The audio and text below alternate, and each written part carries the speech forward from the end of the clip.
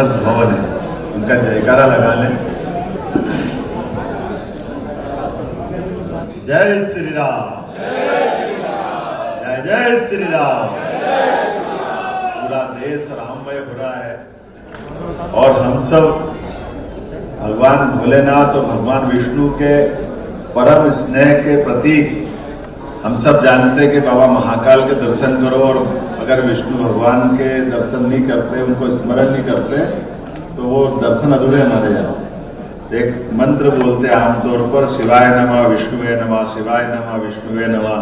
जब भी दर्शन करने जाए महाकाल तो 5 बार 11 बार बैठ करके ये दोनों को स्मरण करो तो भगवान अपने वास्तव में मन से अपने को आशीर्वाद देते हैं। और एक तरह से ये आज का जो हमारा आयोजन है ये उसका ही एक रूप है कि जब भगवान स्वयं गर्भगृह में जा रहा है तो महाकाल कैसे अपने आशीर्वाद के साथ लड्डू नहीं भेज सकते। वो आनंद तो भगवान महाकाल को सबसे ज्यादा होगा, ये उसकी कोई कल्पना नहीं कर सकता है कि जो भगवान की प्रसन्नता होगी।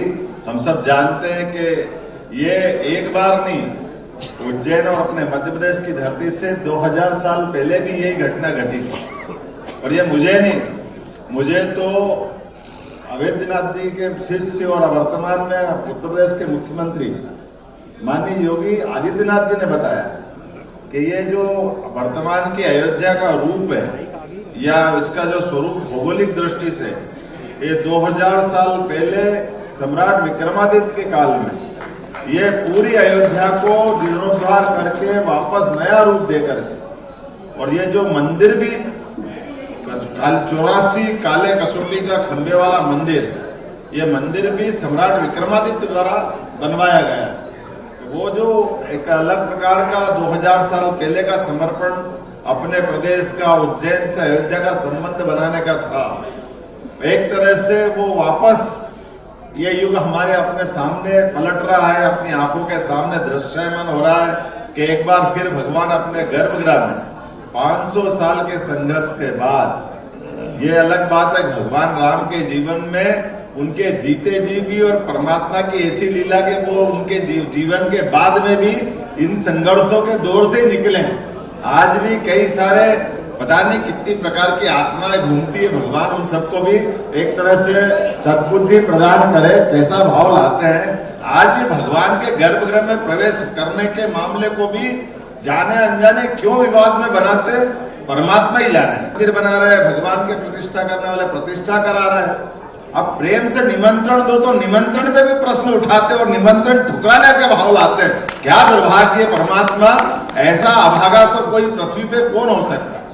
लेकिन ये अभागे तो है ही है और एक बड़े दल के नेतृत्व करता भी है।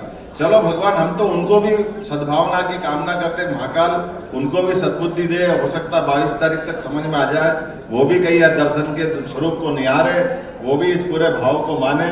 और मानस भवन सच्चे अर्थों में भगवान ने तो अपना जीवन पूरा किया, लेकिन महर्षि वाल्मीकि के माध्यम से उनके जीवन के विविध प्रसंगों को जिस प्रकार से जन जन तक पहुंचाने का काम हुआ है, सच्चे अर्थों में ये बात बिल्कुल अद्भुत है। वाल्मीकि जी के बाद में तुलसी रामायण तक बहुत सारे प्रकार के रामायण और पूरे जीवन के सभी प्रसंगों को रोम रोम तक समाने के। भगवान राम को तो आए और गए में 17 लाख साल हुए, लेकिन 17 लाख साल बाद भी वो घटना ऐसी लगती जैसे कल की बात। उससे सीखने के प्रसंग अभी हाल धारण करो। कितने प्रकार के एक व्यक्ति जीवन से अपने अलग अलग रूप दिखा सकता है, वो केवल श्री राम ही हो सकते, जिनने मर्यादा का जो विविध रूप दिया। और हमारा सौभाग्य, सनातन संस्कृति तो हमको भगवान और राम और कृष्ण से जोड़ती।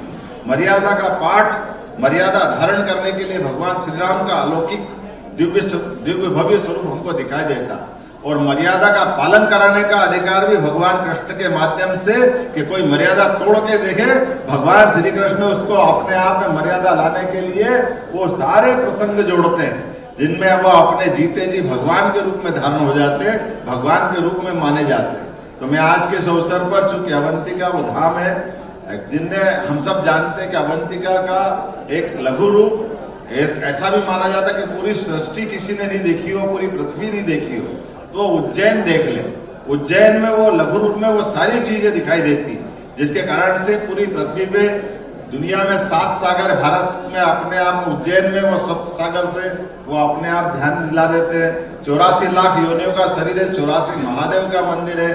काल की समय की सीमा है हर एक किसी की, जिसने प्राण धारण किए और आने और जाने का क्रम सबका नियत है, ना कोई पहले ना कोई बाद में, ना उसके हाथ में है आना ना उसके हाथ में जाना। ऐसे काल की नगरी, महाकाल की नगरी। और ऐसा कहते हैं कि जो आजकल तो फिजिक्स वाले भी मानते हैं, लेकिन सेंटर पॉइंट निकालने के लिए जीपीएस लगाओ तो तुरंत ध्यान में आ जाता है। जैसे उन्होंने जीपीएस लगाया, डोंगला नामक स्थान पर वागणकर जी ने वो स्थान पंडित पुरुषोत्तम जोशी जी के माध्यम से खोजा था, तो उन्होंने कहा ये यहाँ कैसे दिख गया, और ये आप लोगों ने यंत्र बने को 15-20 साल हो गए। भगवान राम के उस निर्णय को, अन्यथा सुप्रीम कोर्ट ने निर्णय तो पहले भी किए थे, 3 तलाक का निर्णय हमारे सबके सामने सुप्रीम कोर्ट ने निर्णय किया था कि 3 तलाक के आधार पर फैसला दिया जाता है, लेकिन लागू करने वाली सत्ता के ऊपर चलाने वाले, नियंत्रण करने वाली सरकार में क्या हाल हुए हमको मालूम है।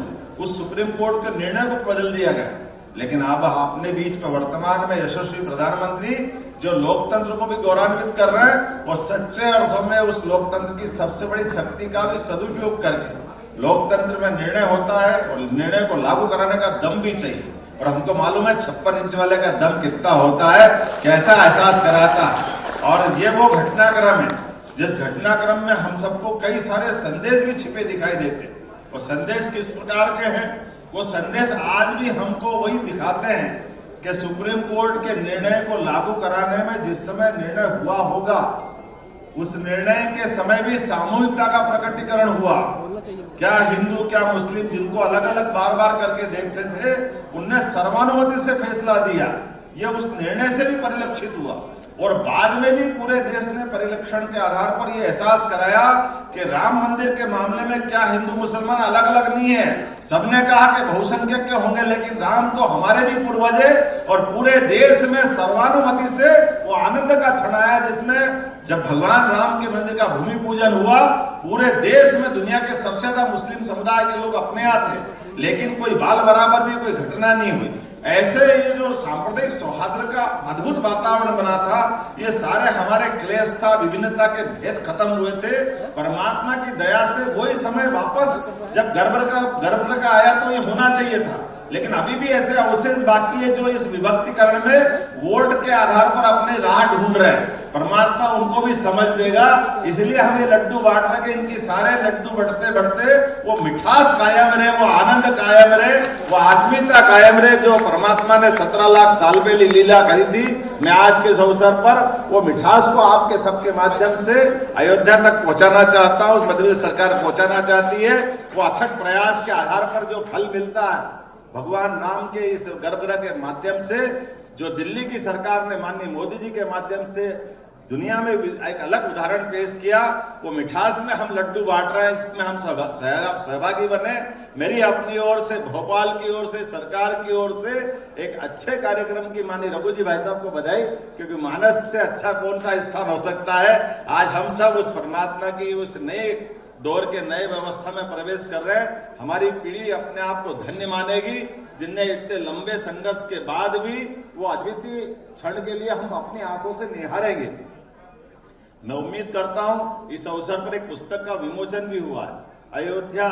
इसमें भगवान राम के लौकिक जीवन के वो सारे संबंधों के आधार पर अपनी इस अलग प्रकार की दुनिया है कि हम अपने किसी का जन्म मानते हैं, किसी का शरीर मानते हैं, फिर उसके रिश्ते नाते ढूंढते हैं, उसके अलग अलग प्रकार की चीज़ों को मानते हैं। तो ये पुस्तक का अच्छा प्रकाशन हुआ। मैं इनके प्रकाशक और लिखने वाले डॉक्टर रामगोपाल सोनी जी को बधाई देता हूँ, जिनने कहा कि भगवान राम की नातिन का ब्याह उज्जैन में हुआ था। ये भी एक इतिहास बताया है और अलग अलग प्रकार के रिश्ते नाते आपने बताया है कि उनका क्या क्या प्रसंग है, कैसे कैसे प्रसंग है। तो आपको भी बधाई देना चाहूँगा और उम्मीद करता हूँ इसी प्रकार की रिसर्च और जारी रहेगी, जिसके माध्यम से ये सारी बात सबके बीच में आती रहे। एक बार फिर, और आपने भाई साहब ने कहा कि 2 साल का कहीं बचा हुआ है, तो तो भाई साहब आप तो राम जी की छुट्टी है, राम जी का खेत, अपने हाथ में क्या है, आप ही का तो सब है, क्या दिक्कत है।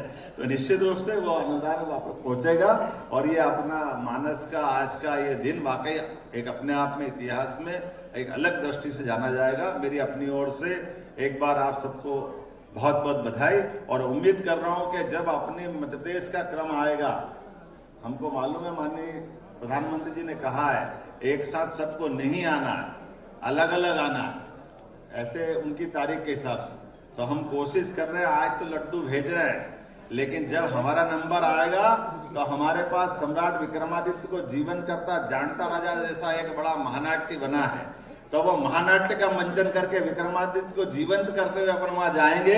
ऐसे कल्पना करते हुए मैं अपनी बात को समाप्त करता हूं। जय जय श्री राम।